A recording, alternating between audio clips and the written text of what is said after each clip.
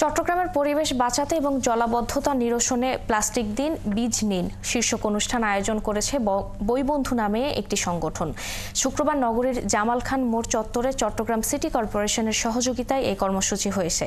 সারাদিন সাধারণ মানুষ বিভিন্ন প্লাস্টিকের বোতল এবং প্লাস্টিক জাতীয় পণ্য জমা দিয়ে গাছ এবং গাছের বীজ সংগ্রহ করেন। এতে প্রধান অতিথি উপস্থিত ছিলেন চট্টগ্রাম সিটি কর্পোরেশনের মেয়র ডাক্তার শাহাদাত হোসেন। এ সময় মেয়র বলেন, প্লাস্টিক প্রকৃতির জন্য মারাত্মক ক্ষতিকর, এগুলো না পচে পরিবেশ দূষণ করে, এজন্য এগুলো যেখানে সেখানে ফেলতে নিষেধ করেন তিনি। পাশাপাশি পরিবেশ রক্ষায় গাছ লাগাতে বলেন।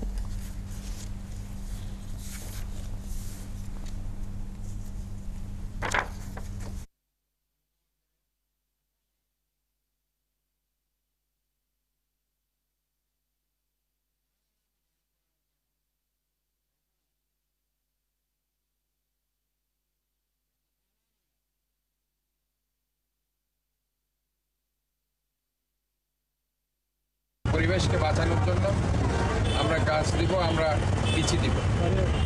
এই যে একটা তারা আজকে প্লাস্টিকের পরিবর্তে গাছ এবং বিচি দিচ্ছে,